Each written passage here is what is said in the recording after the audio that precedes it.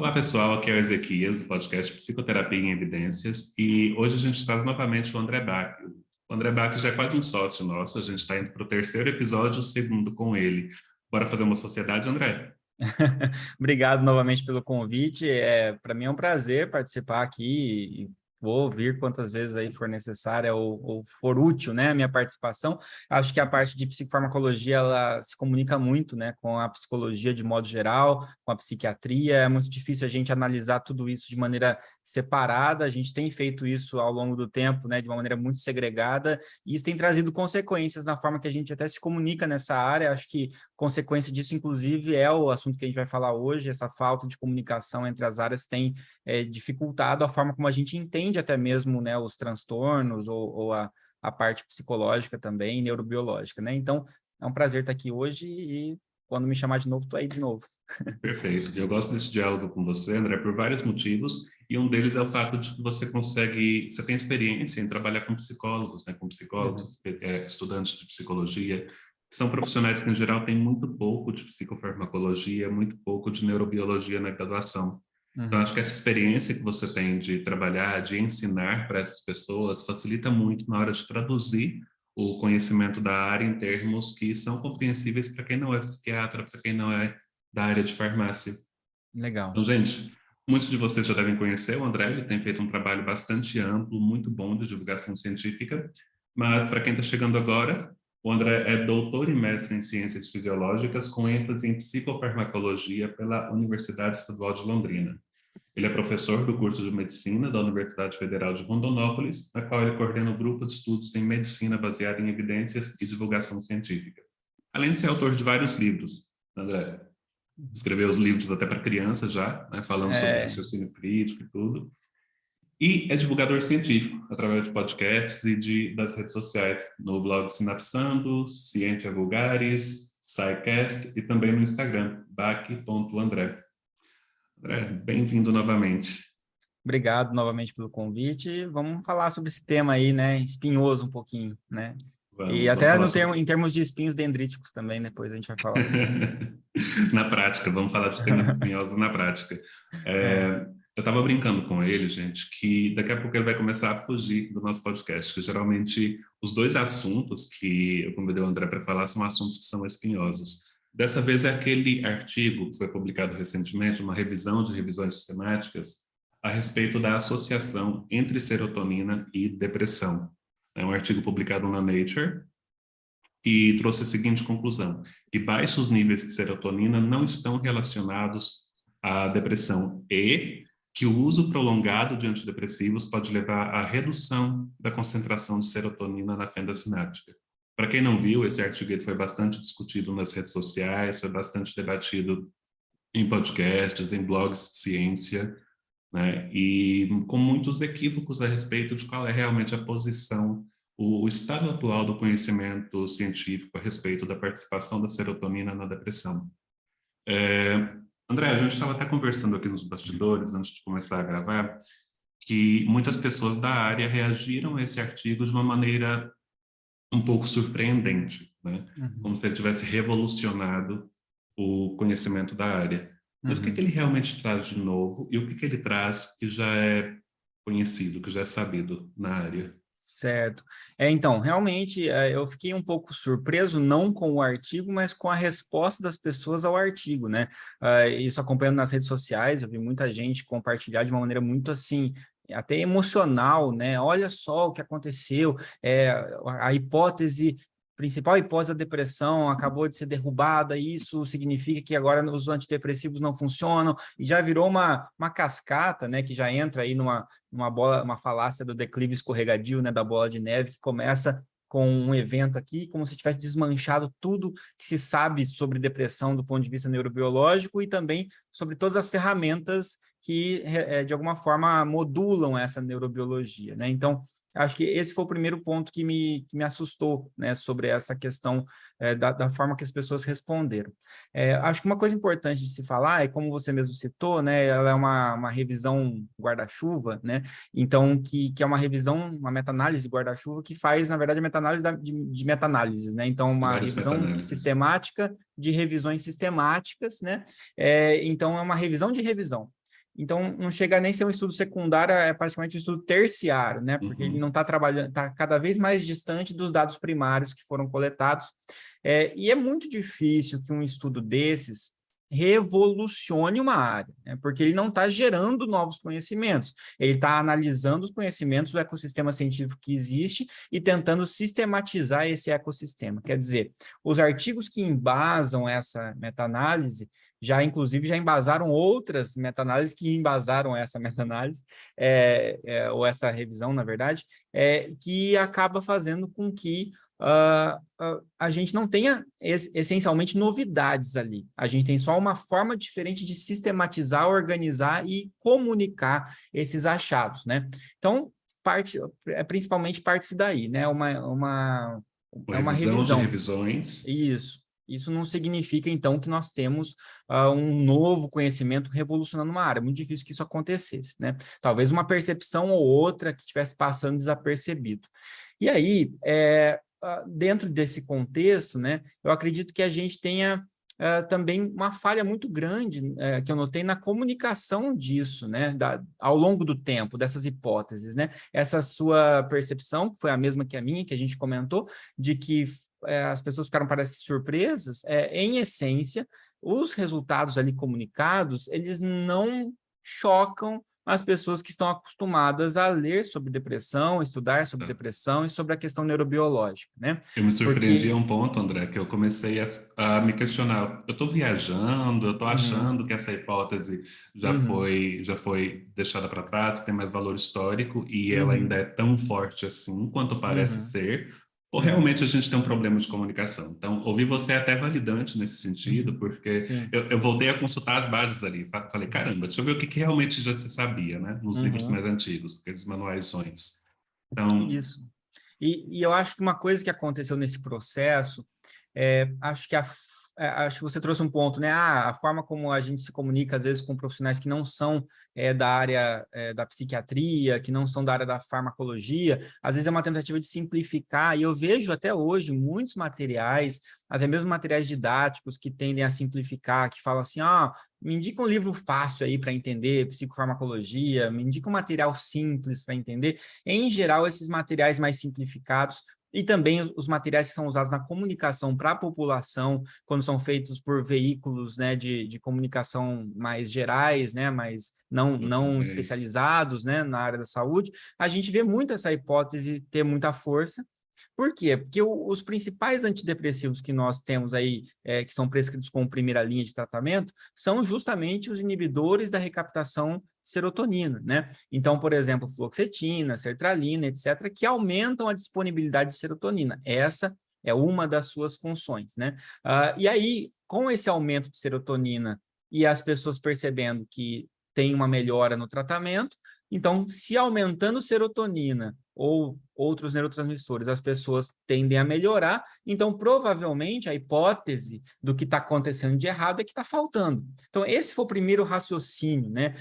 Quando se começou a pensar em questão histórica, quando se usou isoniazida, iproniazida, na verdade, que era um derivado da isoniazida, para tratar tuberculose nas pessoas, e esse mesmo medicamento trouxe uma aparente melhora no humor das pessoas que usaram esse medicamento, investigou-se qual era o mecanismo de ação. E o mecanismo de ação era o aumento da disponibilidade de serotonina, noradrenalina e dopamina. Então, um raciocínio muito rudimentar, a gente pode dizer, né, foi bem esse. mecânico, né? Bem simples. Mecânico, indireto, né, bom, se um medicamento que aumenta neurotransmissores trouxe melhora no quadro da depressão, provavelmente a depressão é falta desses neurotransmissores. Então, essa foi uma ideia que deu um start para a investigação farmacológica e neurobiológica nessa área, mas de uma maneira muito indireta, né? Eu sempre dou o exemplo, tem dois exemplos importantes para dar aqui para fazer sentido, e um deles, inclusive, tem sido meio grave até. Mas o primeiro, mais simples para entender, seriam os corticoides, né? Os corticoides são medicamentos que a gente usa para inflamação, para dor a longo prazo, né? E para asma, para um monte de situação. E eles são medicamentos que simulam o cortisol endógeno que nós temos, que nós produzimos. Então, esses corticoides a gente usa para reduzir inflamação, etc, etc.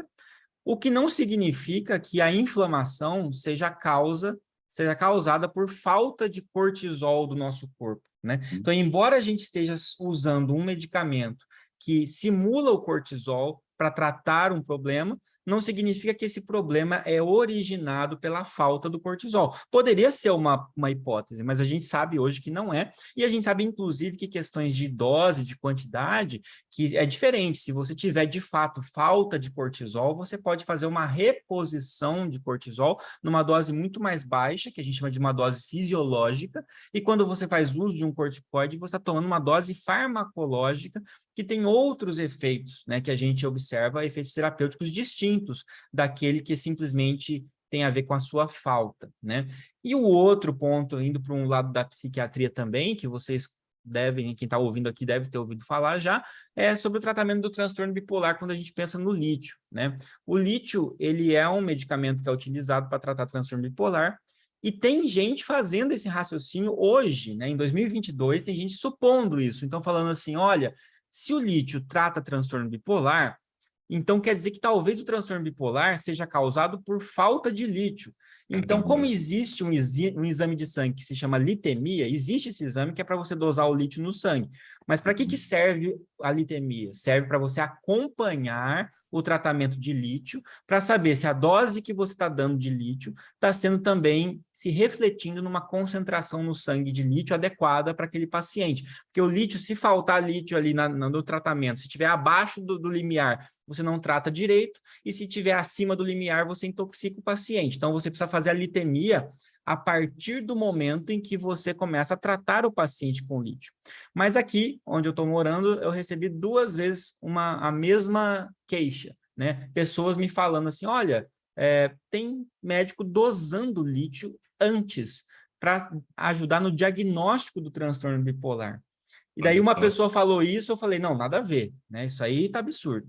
Depois passou um tempo, uma outra pessoa diferente me falou a mesma coisa, eu falei, será que eu tive a mesma sensação que você, será que eu estou desatualizado e agora é protocolo dosar lítio? E aí eu falo, não tem nada a ver, mas vem desse mesmo raciocínio. Então, olha que interessante, esse raciocínio de que aquilo que trata a pessoa deve ser, então, o elemento essencial que deve estar faltando quando a pessoa está doente, é um raciocínio antigo, né? E que data lá de antes da década de 60, quando a gente pensa em antidepressivos, né?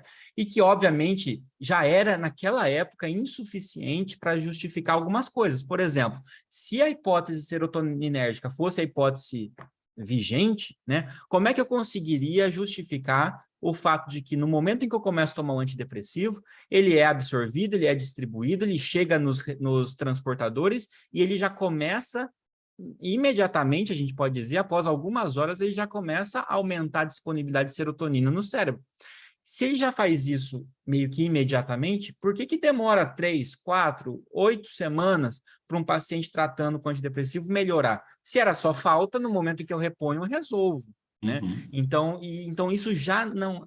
os pesquisadores já não se satisfaziam com essa hipótese quando ela foi formulada. Imagina agora, depois de tanto tempo. Então, acho que esse panorama geral é mais para dizer que não era para ter causado o impacto que causou, né, essa notícia.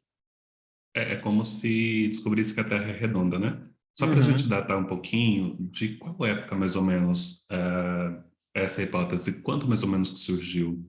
A hipótese monominérgica, ela data lá da década de 60, mais ou menos. Então, começo da década de 60, quando começou a se fazer essa observação, né, que pacientes que usavam medicamentos que aumentavam a disponibilidade de monoaminas, serotonina, noradrenalina, dopamina, também sentiam uma melhora, né, no seu estado depressivo, e ao mesmo tempo se cunhou a hipótese de que ela estaria diminuída. E com o passar do tempo, aí depois talvez a hipótese serotoninérgica em si, dentro da hipótese monoaminérgica, que envolvia 3 neurotransmissores, a serotonina ganhou esse destaque quando, a partir da década de 70, e principalmente com a implementação mesmo, né, do Prozac, da fluoxetina, etc., começou-se a ver que, mesmo se eu modulasse apenas serotonina, eu tinha algum benefício na depressão, mesmo não modulando diretamente os outros neurotransmissores. E isso acabou puxando ainda mais o elemento para a serotonina. Isso fez, inclusive, com que veículos de divulgação até científica ou não científica, mas para a população, começasse a dizer, serotonina é o neurotransmissor da felicidade, né? E isso foi falado tantas vezes, esse reducionismo, né, que entrou na cabeça de todo mundo isso. Até hoje, se você olhar, tem muitos posts no Instagram que são bem reducionistas. Eu vou fazer um exercício físico para aumentar minha serotonina e ficar mais feliz. Eu vou comer um chocolate para aumentar a serotonina e ficar mais feliz. Eu vou fazer tal Tem coisa para aumentar... alguns posts que eles colocam como se fosse um tubo de ensaio, dosando Isso. serotonina, É, dopamina, noradrenalina, que são as isso. monaminas, né? E que vai na mesma linha do que o pessoal fica falando aí de jejum de dopamina, por exemplo, se a gente tirar para o lado da dopamina. Daqui a pouco o pessoal já está tão acreditando nessa coisa de dopamina e prazer como algo totalmente voltado para a dopamina, sem pensar em toda a arquitetura neurobiológica que envolve isso, que daqui a pouco sai um paper falando, não, a dopamina não é sinônimo de prazer. Todo mundo, meu Deus, dopamina não é sinônimo de prazer. E não é mesmo, né? Tem relação com reforço, mas por vias muito mais complexas que isso, né? Uma coisa interessante do efeito que isso teve em nós, André, que tem a ver com o que você está falando agora, é que eu cheguei a me questionar, né? Será que eu estou desatualizado? E, de fato, essa ideia da serotonina como o neurotransmissor da felicidade foi tão difundida, foi tão falada, que faz muito sentido que a maioria das pessoas acredite que a Uhum. depressão é causada pelo déficit de serotonina. Uhum. Ao mesmo Sim. tempo, é um pouco surpreendente que isso aconteça com profissionais da saúde, especialmente profissionais da saúde que trabalham com inibidores seletivos de recaptação de serotonina, Uhum. que trabalham prescrevendo medicamentos. É porque o leigo, todo mundo, na verdade, a gente pressupõe que um psiquiatra, um neurologista tenha um conhecimento mínimo de como os neurotransmissores funcionam, de como o cérebro funciona, pelo menos mínimo a ponto de não passar por esse tipo de confusão. O Uhum. que traz à tona uma das respostas que os autores do artigo deram às críticas que o artigo levantou, porque esse artigo ele levantou críticas, muita crítica da comunidade científica, Uhum. exatamente por essas questões, né? Tratando uma coisa antiga como se fosse novidade. E uma das críticas é essa, tipo, uma das críticas foi exatamente essa, do tipo, já sabíamos, já se sabe que a serotonina não é a causa da depressão, já se sabe que a redução na disponibilidade de serotonina não gera depressão. Então, os Uhum. autores disseram o seguinte: é contraditório vocês dizerem isso, porque muitos psiquiatras proeminentes defendem essa ideia e Uhum. a população em geral, a população que não é da área da saúde, também acredita nesta ideia. Uhum. Aqui me Uhum. parece ter acontecido uma confusão entre opinião de especialistas, opinião de pessoas individuais e conhecimento científico, né, e dados de Uhum. pesquisa. O que você Uhum. acha disso, André?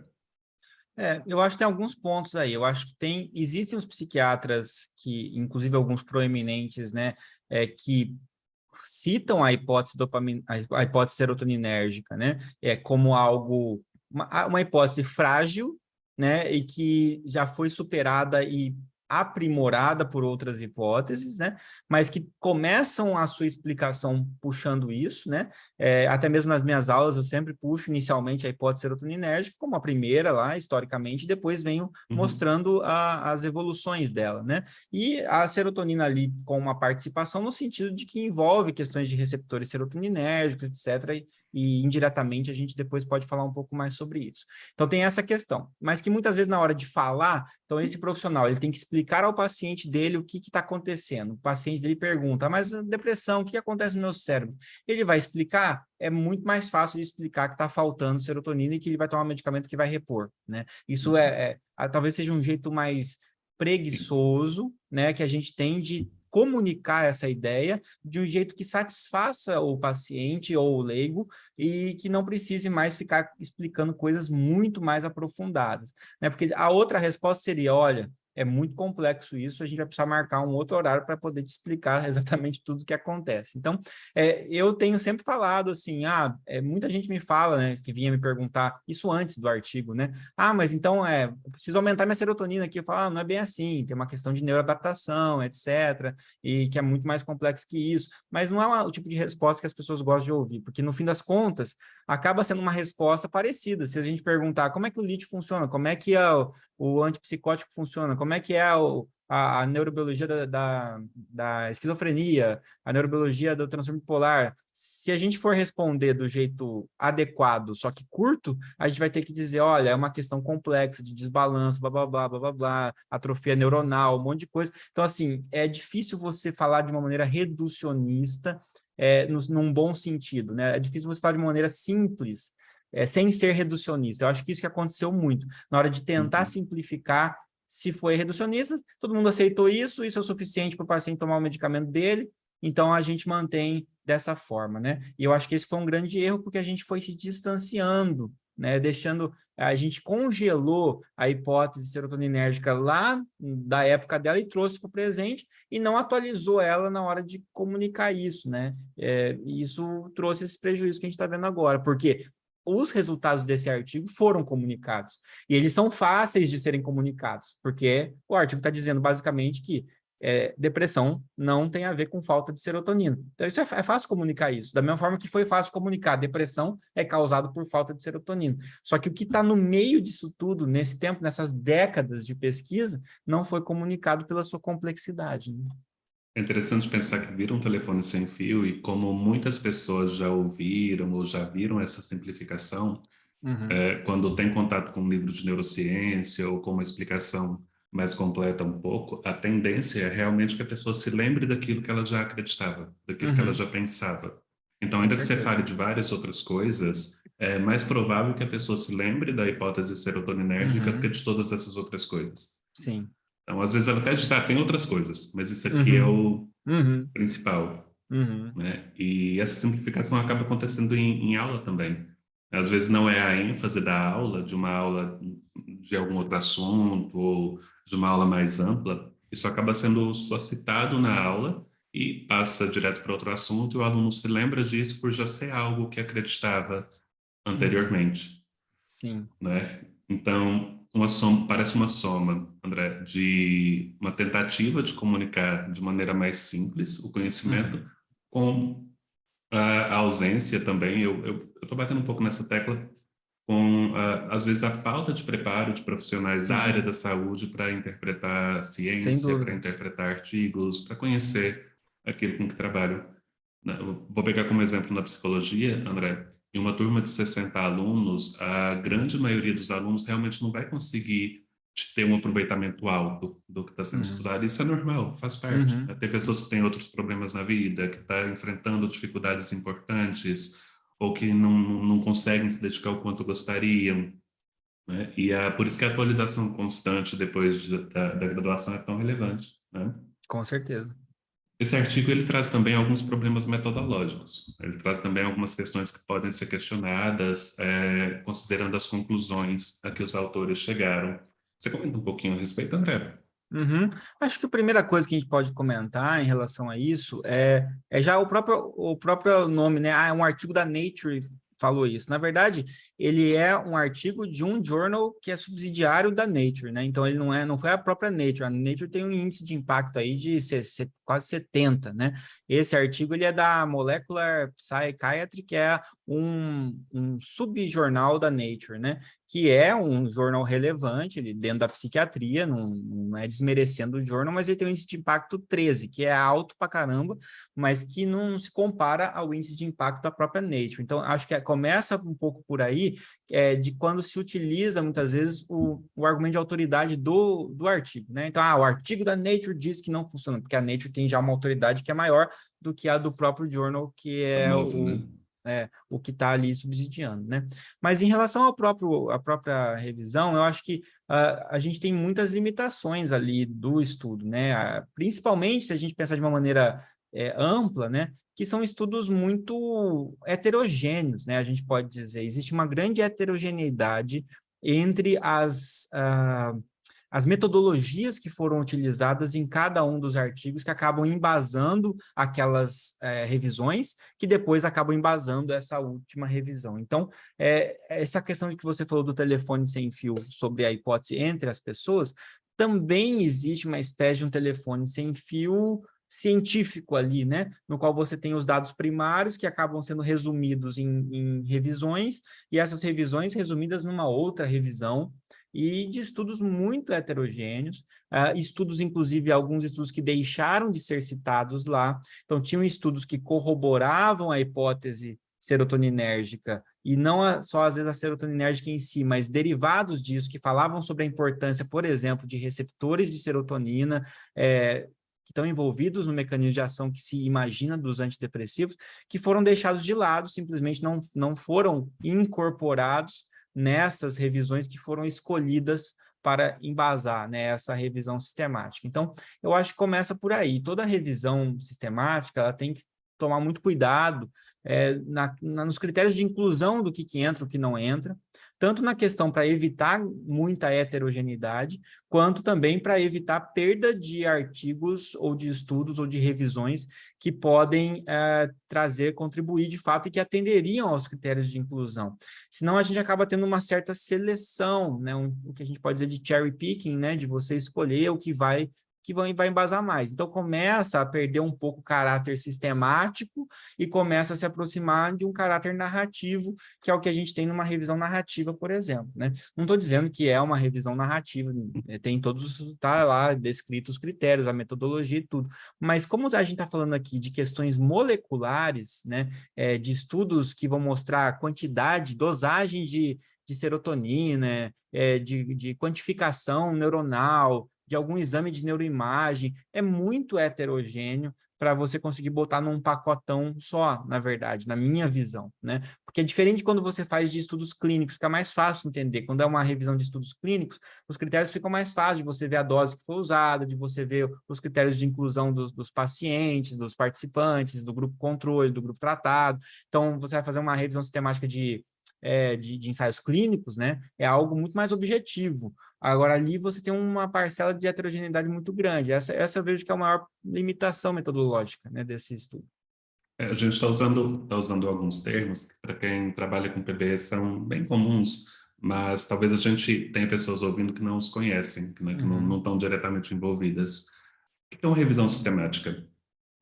Vamos começar com o que é uma revisão, né? Uma revisão Boa. é uma tentativa de sintetizar o conhecimento sobre uma determinada área, né? Essa forma de síntese, de sintetizar, pode ser de uma maneira que reflita um pouco mais a opinião do autor, no sentido de que o autor ele pode, selecionando os artigos que interessam para ele contar aquele determinado assunto, né? Por exemplo, quando você pega um capítulo de livro, né? Em geral, aquele autor, ele não foi ele que produziu aquele conhecimento que está ali, ele está comunicando para o leitor de uma maneira didática o conhecimento de uma área. E para fazer isso, ele vai atrás dos artigos que embasam aquilo que ele está falando, mas do jeito que ele quer contar para você, que ele acha que é mais didático, para que você aprenda aquele conteúdo. Então, a gente chama isso de uma revisão narrativa, porque você está construindo, né, uma historinha que você está contando, olha, começou assim, a gente descobriu isso em tal época, depois aconteceu essa mudança, aí esse mecanismo de ação descobriu-se que é assim que funciona,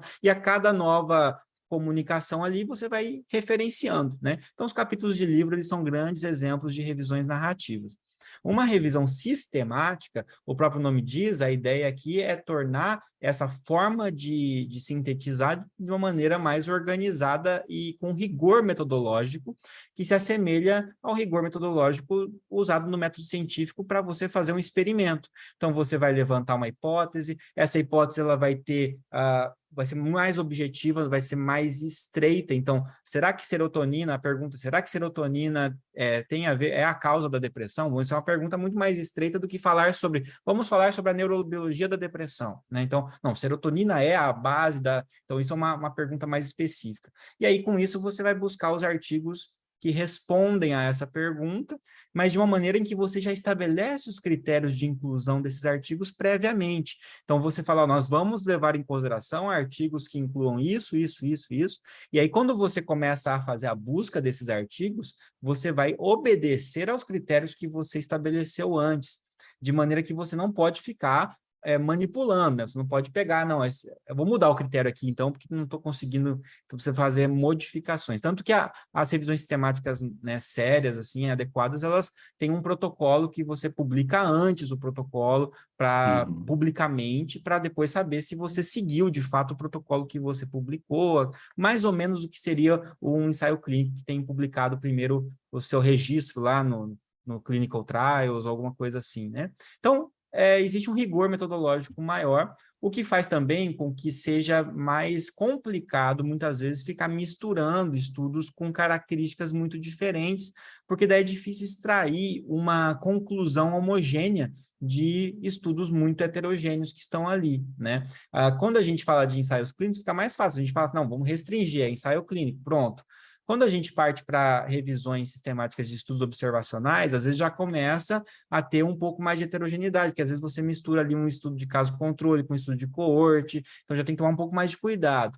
E agora, indo para esse outro lado, esse tipo de revisão que foi feita aí, é uma revisão que puxa para estudos, inclusive, moleculares, né, que não são nem exatamente ensaios clínicos, muitas vezes, ou que não são nem, às vezes, estudos clínicos, de fato, né? Então, na minha visão, é mais difícil você sistematizar e ter um resultado muito homogêneo com base nisso. O que os autores conseguiram mostrar ali foi, existe uma grande heterogeneidade, a gente percebe que tem estudos que corroboram a hipótese, tem estudos que não corroboram, baseado nesses estudos que não corroboram, que são muitos, a gente não pode, então, concluir que serotonina é a causa da depressão.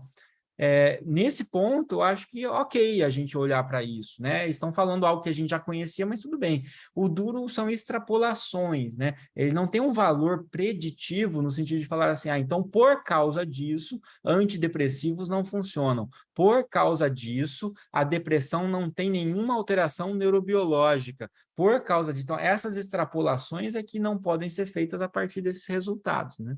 É que é o que a gente viu tanto na resposta dos autores das críticas, né? Eles Isso. extrapolaram para uma crítica estranha aos Uhum. antidepressivos, nós vamos até falar dela daqui a pouco, quanto nas redes sociais também. Uhum. Então, o Sim. que se vê foi que uma hipótese antiga, que já uma hipótese que não é tão consensual, que a gente já sabe que a coisa é muito mais complexa, o pessoal olhou para ela, extrapolou, dizendo, não, depressão não tem nada de neurobiológico, não tem Uhum. participação nenhuma, como se existisse corpo, emoção, sem biologia, né? O corpo não é uma coisa imaterial. Uhum.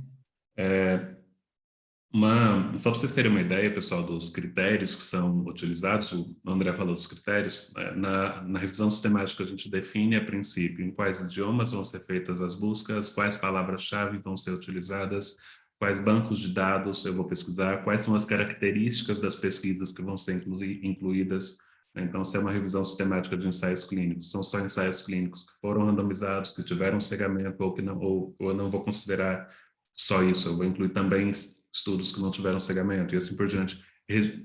Essas características são definidas a priori exatamente para reduzir o viés, reduzir o cherry picking, né? Reduzir a chance dos autores escolherem coisas que só confirmem a hipótese deles. Isso é interessante porque aí permite fazer esse tipo de questionamento que o André fez. Tipo, ó, existem artigos importantes que foram deixados de lado dessa Uhum. revisão.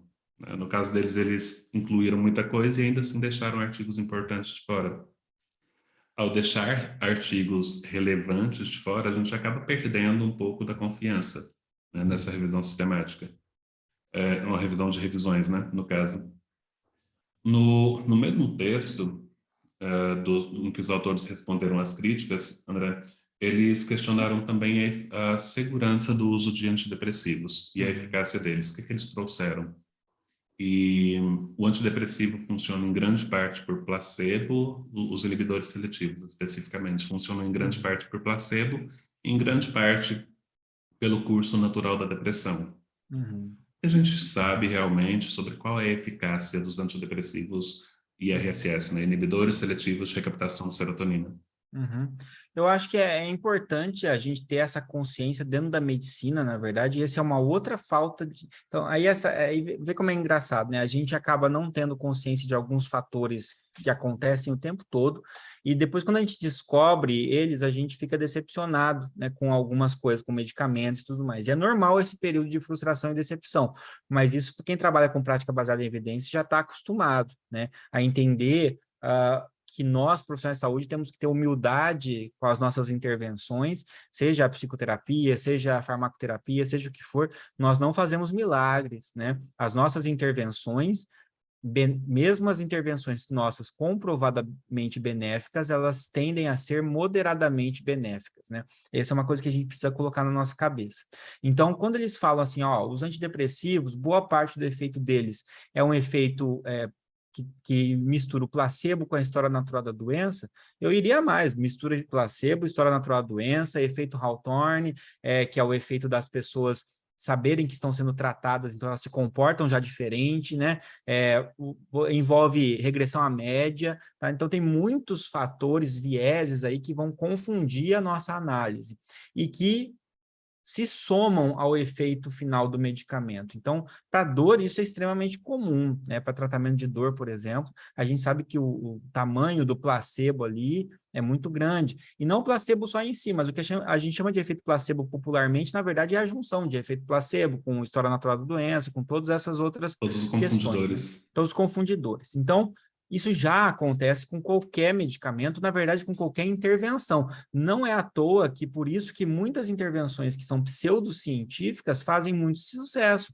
Por isso que você vai ver homeopatia fazendo muito sucesso, por isso que você vai ver constelação familiar fazendo sucesso, você vai ver um monte de intervenções aí que as pessoas vão falar, eu me curei graças a isso, eu me tratei graças a isso. Por que essas intervenções que, na verdade, não demonstram a eficácia superior ao placebo são de fato tão famosas? Porque tem muita gente que se diz melhorar por causa disso, porque está sendo confundido por todos esses fatores, né? A gente viu um show disso na pandemia, né, com a cloroquina para Covid. A maioria das pessoas melhora naturalmente, aí toma cloroquina, atribui a cloroquina essa melhora.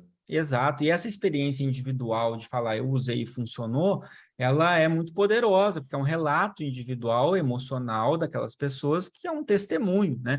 Mas se assemelha muito a um testemunho religioso praticamente, né? Então a gente tem que tomar muito cuidado de fato com esse tipo de coisa. E lógico, os antidepressivos eles não vão fugir dessa mesma interferência, né? Com certeza, boa parte do que os pacientes relatam como melhora se deve, de fato, ao efeito placebo, ou à história natural da doença, ou à regressão à média, um monte de coisa assim, mas também se deve, de fato, a um efeito intrínseco farmacológico, que é demonstrado quando a gente compara esses efeitos dos antidepressivos com um grupo comparador. É por isso que existe um grupo comparador, porque o grupo comparador, o grupo controle, o que a gente chama de grupo placebo, muitas vezes é justamente isso, é um grupo onde onde eu já sei que nos dois grupos todo mundo está sujeito a isso, não tem como eliminar isso do ser humano, mas a gente tem Todas como as pessoas vão ter efeito placebo, vão ter efeito isso. de história natural da doença dos dois grupos. Dos dois grupos. Por isso que a gente tenta randomizar, distribuir os pacientes de maneira aleatória para que os grupos, embora as pessoas sejam diferentes entre si, a gente quer que os grupos tenham similaridade suficiente para quando eu usar o medicamento em um e usar o placebo no outro, eu consigo observar se existe ou não uma diferença que supere o placebo, né? E assim, a questão é, antidepressivos superam o efeito placebo? Sim. Essa é a resposta, não tem, é inquestionável. Essa resposta está lá, demonstrada em qualquer artigo científico, em qualquer revisão sistemática, qualquer meta-análise a respeito de antidepressivos. Antidepressivos estão acima do placebo. Ok. Tá, aí a parte que vem além disso, que é uma questão que os autores trazem, mas esse benefício, ele é pequeno, né? Supera o placebo, mas a relevância clínica disso não seria tão grande. Então, são outros aspectos para a gente ir avaliando, mas a partir dessa primeira pergunta sua, eu responderia dessa forma. E um ponto que eles trazem é que é até perigoso você utilizar uma substância que altera o seu cérebro e que você não conhece realmente os efeitos a longo prazo. Então, isso levanta duas perguntas, André. O que se sabe realmente a respeito da participação da serotonina na depressão. A gente já sabe que ela não é a causa, mas o que se sabe sobre a relação de serotonina com depressão? Inclusive em termos de causa e efeito, né? Se a serotonina diminui depois que você já tem depressão, ou antes que tem depressão, se ela não diminui, se ela aumenta, como os autores colocaram no artigo que pode acontecer. E o que se sabe sobre como os inibidores seletivos de captação de serotonina atuam no tratamento da depressão? Certo. Então, a princípio, uma das coisas que a gente já sabia que a hipótese a serotoninérgica não conseguia explicar sozinha é quando a gente pensa na ketamina, por exemplo, né? Então, a ketamina intranasal, que é aprovada para uso de depressão resistente, inclusive, né? Ela não tem um mecanismo monoaminérgico serotoninérgico, ela é um antagonista de receptor NMDA, que é um receptor de glutamato. Ou seja, tem alguma participação glutamatérgica ali, de alguma forma, né? Então, assim, a gente já sabia que não tinha, que não é a hipótese não necessita necessariamente da participação da serotonina, mas a serotonina pode, de alguma forma, estar envolvida num circuito mais complexo, que envolva também isso, né? Então, eu já há algum tempo, quando eu vou explicar para os meus alunos, eu apresento a hipótese serotoninérgica, né, como uma parte histórica, mas eu gosto de ir, principalmente quando eu estou com a psicologia, eu gosto de ir para a hipótese da atrofia neuronal, né? Eu gosto de pular para essa hipótese. Por quê? Porque né, tem estudos de neuroimagem, etc., que mostram, né, a atrofia neuronal no córtex pré-frontal, no hipocampo, em pacientes com depressão, e também em outros transtornos também a gente observa isso, e a gente observa isso até mesmo em situações como o luto complicado, que tem características, inclusive, semelhantes, muitos sintomas que são compartilhados com sintomas de depressão, né? Então, a gente já nota que existe essa atrofia neuronal. Ao mesmo tempo, a gente tem alguns experimentos que a psicologia nos mostrou, né? Por exemplo, onde a gente tem aquele modelo de desamparo apreendido, né? Onde a gente observa também um comportamento dos animais que entram em desamparo apreendido, um comportamento semelhante à depressão, e uma das hipóteses também para pessoas, né, também, que isso é vivenciado por pessoas também, e tem uma boa relação comportamental, digamos assim, dessa questão do desamparo apreendido com a depressão. Acho que você pode falar um pouquinho melhor o que é o desamparo apreendido, mas existe uma correlação neurobiológica. Então, eu tento puxar essa parte. E aí, qual que seria o link, talvez, entre a questão neurobiológica, essa questão comportamental do desamparo, e etc., né? Aí a gente pensa numa questão do estresse, né? Por exemplo, então o estresse crônico, e lógico, uma pessoa que entra em desamparo, ela está submetida a uma situação de alerta e de estresse muito grande também, a gente sabe que pode ter alguma ligação, e isso ajuda a gente a entender um componente ambiental que se fala, e que se fala assim, não é uma questão neurobiológica, é uma questão ambiental, uma questão, mas essa questão ambiental, o indivíduo frente a um estressor constante, que está constante que eu digo é constantemente sendo desafiado. Muitas vezes são vários estressores que se alternam, etc., mas a pessoa respondendo ao estresse o tempo todo, né? E tendo aí um aumento de cortisol, por exemplo, né? E aí a gente observa que o cortisol, ele tem muitas ações, inclusive a curto prazo ele é importante para lidar com o estresse, mas sustentadamente a longo prazo, a gente sabe que ele modula a transcrição de diversos genes, traz efeitos metabólicos, a gente sabe que aumenta a glicemia, a gente sabe que aumenta a pressão arterial, a gente tem uma série de efeitos, e Gera morte neuronal. E a morte neuronal, e um dos efeitos seria essa questão da atrofia neuronal. Por quê? Porque ele tem modula a transcrição de genes, inclusive de genes de fatores neurotróficos, de fatores que contribuem para a sobrevivência neuronal, para a sinaptogênese, etc. E isso pode levar à atrofia neuronal, e essa atrofia neuronal pode estar relacionada, então, com os sintomas depressivos. Então, veja que a gente falou aqui de um sistema, né, que mistura ambiente, mistura comportamento, mistura neurobiologia, e sem falar diretamente de serotonina. Mas a gente tem ali dentro desse componente neurônios, obviamente, que estão sofrendo atrofia, inclusive neurônios serotoninérgicos e dopaminérgicos ou noradrenérgicos, que podem participar da regulação do humor de uma maneira complexa e que estão também envolvidos com os estímulos para que mais fatores neurotróficos sejam produzidos. Então, a serotonina, por exemplo, ela é um sinalizador neuronal para estimular a produção de fatores neurotróficos. Então, talvez, né, aqui a gente possa imaginar o seguinte: bom, não sei se está faltando ou não serotonina para esse paciente, mas eu sei que pode estar acontecendo essa atrofia neuronal. Então, se eu aumentar a disponibilidade de serotonina, é muito possível que isso aumente a estimulação de neurônios para que eles liberem fatores neurotróficos que vão contribuir para a neurogênese no hipocampo, para sinaptogênese em várias áreas, para que eu recupere, né, de certa forma, essa comunicação neuronal. E isso, obviamente... Trocando em miúdos, eu posso dizer que a serotonina funciona como um adubo neural? Isso, poderia pensar numa forma de adubo, indireto ainda, né? Talvez a serotonina seja o indivíduo que encomendou o adubo, né? E depois o BDNF, o fator neurotrófico, seria esse adubo aí. Então, é como se você estivesse favorecendo, né? Aumentando essa necessidade, essa demanda para que se adube, né? Esses neurônios. Então, é muito interessante a gente poder falar nesses termos, né? E que é muito mais complexo e que faz mais sentido quando a gente compara numa escala temporal, né, do porquê que se demora para você ter um efeito, porque, obviamente, essas neuroadaptações não vão ser da noite para o dia, vão demorar aí semanas para ter efeito. Então, acho que a gente consegue fazer mais ligações mais ricas, né, pensando nesses termos. Lógico, são hipóteses também, né? É por isso o nome hipótese. Senão, se fosse algo comprovadamente, seria já uma coisa totalmente... Mas as hipóteses, e aqui acho que é o ponto final dessa minha fala, a gente não prescreve medicamentos por hipóteses e a gente também não para de achar que eles funcionam por hipóteses. As hipóteses, elas servem como ponto de partida para a gente tentar usar uma substância, um medicamento de maneira clínica e testá-la de maneira clínica, na verdade. Então, é um ponto de partida para testes clínicos e também serve como uma tentativa de explicar aquilo que a gente está observando clinicamente. Mas em alguns momentos elas param de servir como explicação, como é o caso da hipótese serotoninérgica sozinha ali, né? Você acabou de responder o que eu iria te perguntar, definir o que é uma hipótese para quem estiver ouvindo a gente.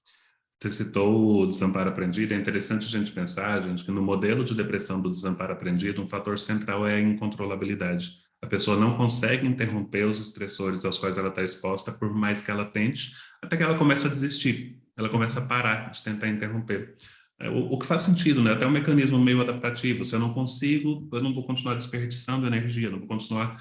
O problema é que esse interromper, esse parar, ele acaba contribuindo para que os estressores continuem se acumulando, né? Para que a pessoa comece a se perceber cada vez mais como incapaz, comece a perceber a vida cada vez mais como uma vida problemática, que não faz sentido, e aí a gente tem a instalação de uma depressão. Então, e o desamparo aprendido, gente, é um dos modelos de depressão, um dos principais. A gente tem também o modelo do estresse crônico moderado, o modelo de separação, e vários outros modelos que buscam explicar como é que os processos ambientais, comportamentais entram em transação ali para o desenvolvimento da depressão. O que eu quero deixar como central dessa fala do André, pessoal, é que não vai fazer sentido a gente falar de depressão sem interação organismo-ambiente.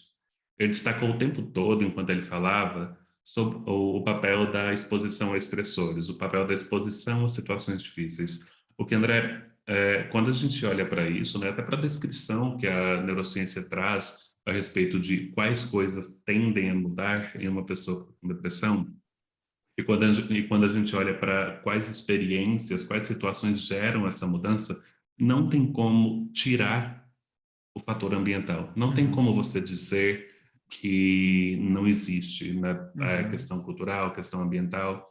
O que muda é que o que é um estressor para mim pode não ser um estressor para o André. O que é um estressor para mim e para o André pode não ser um estressor para você que está nos ouvindo.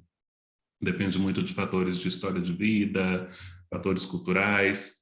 Então, quando eu vejo alguém dizendo a neurobiologia, a neurociência diz que a depressão ou qualquer transtorno psiquiátrico é causado pelo cérebro, é uma visão bastante reducionista. Tão reducionista quanto dizer que a serotonina reduzir causa a depressão. Faz sentido, André?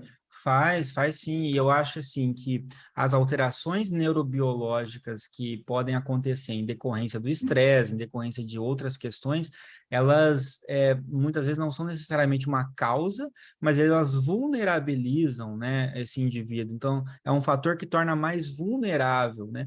E essa vulnerabilidade é importante entender para que justamente a gente possa perceber que pessoas diferentes que sofrem um mesmo trauma num ponto determinado da vida, um pode desenvolver depressão e o outro não, a partir daquele gatilho de alguma forma, mas aí é muito isso, esse reducionismo, quando a gente acha que é uma coisa só que causa, até mesmo pensando de maneira ambiental, né, se a gente pensar que é só um fator causal, isso faz com que a gente, inclusive, menospreze o sofrimento, porque aí a gente fala assim, Exato. nossa, mas eu passei por esse mesmo trauma e não fiquei deprimido, por que que você está deprimido? Você não teve força suficiente para lidar com isso? Sendo que, na verdade, é um conjunto, e você falou aí de história de vida, né? Então, essa questão de história de vida, ela se mescla muito com uma questão também biológica, porque todos esses estressores ao longo da vida, todas as experiências, algumas podem ter sido suficiente para que o indivíduo consiga ter lidado com aquilo. E isso, de maneira neurobiológica, também foi uma forma que ele conseguiu vamos supor, liberar a cortisol da maneira adequada, conseguiu adequar e ter uma neuroadaptação positiva que tornou, inclusive, esse encéfalo mais resiliente a experiências futuras, enquanto outros podem ter tido uma descompensação que, na verdade, trouxe esses aspectos de atrofia neuronal, de desregulações que tornaram ele mais vulnerável a uma outra experiência futura, da mesma forma que até mesmo experiências intrauterinas, quando a mãe ingeriu determinadas substâncias, já podem ter provocado alterações de migração neuronal, coisas que a gente às vezes nem sabe ainda que podem estar envolvidas, né? O que torna realmente cada indivíduo único, quando a gente pensa aí, vocês falam muito na análise do comportamento, dos níveis de seleção e tudo mais, né? A gente vê que toda essa complexidade dos níveis de seleção do comportamento humano vão tornar cada experiência, cada indivíduo único, mas que é impossível dissociar tudo isso. Da mesma forma que é impossível dissociar mente, cérebro, corpo, central, periférico, são todas divisões muito didáticas que a gente faz, né? E a gente não pode pensar em modelos de causa única para coisas tão Perfeito. complexas, né? André, isso que você falou é quase um poema. Sabe aqueles cortes que a gente faz, Sim. que a gente coloca tanto o vídeo quanto a citação, quase um poema. E essa transação, gente, é tão complexa que, por exemplo, o aumento do nível de cortisol aumenta o estado de alerta de uma Uhum, pessoa. Aí ela vai se deitar com o corpo mais... Olha, antes de eu seguir só um exemplo, a gente fala muito do cérebro, do encéfalo, mas é o corpo inteiro que passa por alterações. uhum, Se a gente pensa no cortisol como maneira de corpo e cérebro se comunicarem, lembrando que o cérebro é uma parte do corpo, a pessoa vai dormir com o corpo inteiro, mas alerta, dorme um sono de menor qualidade, fica menos tempo no sono REM, não passa pela reparação neuronal que o sono REM proporciona, ela uhum, já acorda no dia seguinte com mais mau humor, com mais sensibilidade a estressores, com menos sensibilidade a reforçadores ou a coisas que ela iria uhum, gostar, com maior propensão, se acumula maior propensão à resistência à insulina, maior uhum, dificuldade de moderação do apetite, e por aí vai. E tudo isso tende a ir evocando comportamentos que aumentam o problema se a pessoa não uhum, tiver repertório para lidar, e a transação continua quase como uma bola de neve se não houver ali alguma mudança no padrão de interação da pessoa. uhum, Pensar nisso dessa forma, André, é interessante porque quebra, pelo menos até onde eu consigo alcançar, quebra completamente qualquer ideia de incompatibilidade entre o tratamento farmacológico e o tratamento psicológico. Eu uhum, acho que entender os dois como incompatíveis é quase como assinar um atestado de desconhecimento. uhum, Porque quando a gente adquire algum conhecimento, quando a gente olha para a forma como as coisas realmente funcionam, para os dados, fica muito mais fácil entender o quanto os medicamentos e a psicoterapia se integram ali. uhum, Se eu tenho um sim, paciente que já está com o organismo tão danificado, tão sensibilizado por uma depressão antiga, pela exposição a muitos estressores há muito tempo, ele vai responder muito pouco à psicoterapia. uhum, Então, o medicamento, ele tende a ajudar o organismo a entrar em condições de responder melhor à uhum, terapia. uhum, Então, é até abrir mão de cuidar do paciente quando a gente se uhum, agarra a essas ideias de competição, uhum. né? Sim, acho que a gente até falou isso, né, no outro, na outra conversa que a gente teve ali, né, no primeiro podcast, que não são coisas que se anulam, mas que podem se complementar. É claro que nem sempre eu preciso fazer as duas coisas o tempo todo, essa é uma Uhum. análise racional e científica que a gente tem que fazer de acordo com a individualidade de cada paciente, que vai demandar ou não determinada intervenção. Tem pacientes que vão precisar da intervenção psicoterápica primeiro e depois, caso não seja sozinha suficiente, adicionar uma intervenção farmacológica. Tem pacientes que não vão conseguir ter a interação psicológica adequada, né?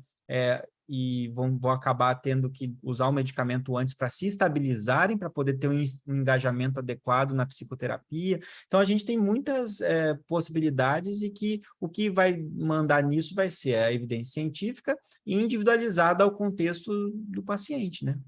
E ter algum conhecimento, do ponto de vista dos psicólogos, ter algum conhecimento de psicofármacos vai ajudar nessa avaliação.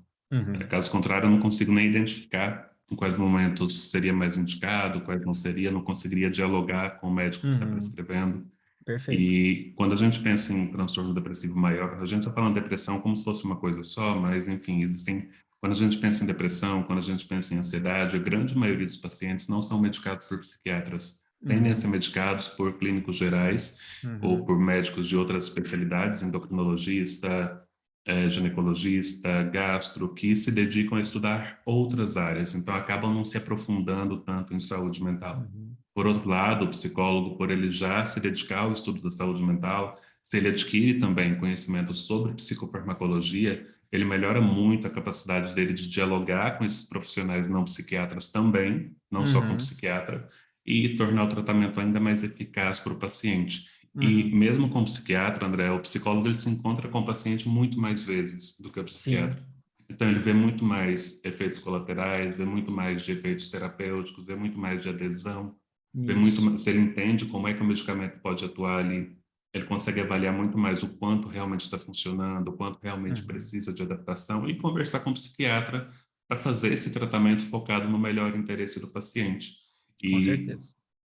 quando a gente pensa em psicólogos aprenderem neurociência, aprenderem psicofarmacologia, uma das melhores opções é o curso de psicofarmacologia, que o André coordena, que ele gravou. Fala um pouquinho dele para É. nós, André. Bom, obrigado, né, pelo espaço. Na verdade, eu tenho um curso de psicofarmacologia que eu chamo de psicofarmacologia descomplicada, né? A ideia é justamente poder dar as bases desde o início da farmacologia em si, para quem não conhece farmacologia, então eu trabalho farmacocinética, farmacodinâmica, que são bases para entender o mecanismo de qualquer medicamento, e aí a gente aprofunda nos medicamentos, né, dos fármacos para cada tipo de transtorno, tentando dar essa base neurobiológica e bioquímica, né, de uma maneira mais completa, mas também sem falar muito grego, né, tentando facilitar um pouco essa comunicação, porque os livros, assim, eu vejo uma grande discrepância, eu vejo livros, materiais de farmacologia, de psicofarmacologia muito simplificados e que caem naquele problema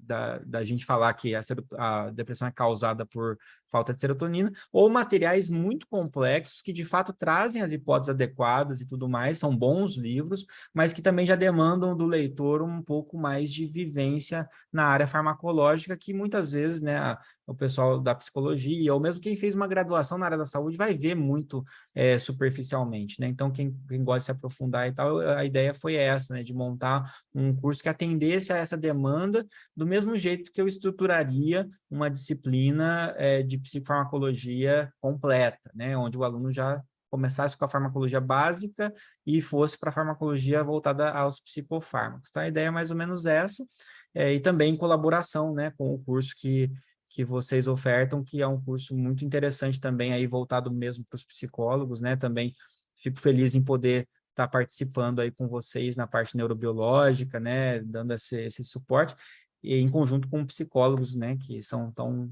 tem todo esse outro lado, né, que se comunica tão bem como a gente falou aqui, né.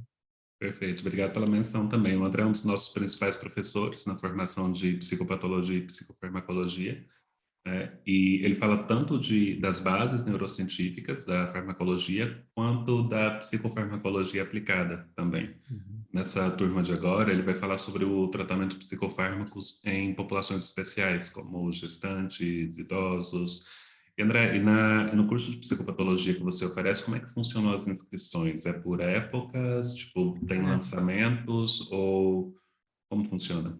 Quem A quiser gente tende assistir. a abrir, assim, turmas, né? Eu abri a primeira turma anteriormente, agora abrimos a segunda turma, é por épocas, mas eu tendo a deixar um pouquinho mais de tempo aberto, assim, não faço um negócio muito curto, deixo um tempinho até o pessoal ver se, né, se mais alguém tem interesse, depois que já atinge um certo número ali, eu acabo encerrando a inscrição para que eu possa acompanhar melhor os alunos que estão naquela turma, né? Por mais que as aulas sejam gravadas, mas eu tenho momentos ao vivo também que eu entro com o pessoal para tirar dúvidas, principalmente. Então, quando passa depois de um certo tempo, eu já encerro as inscrições e abro de novo, acabo ofertando novamente, né?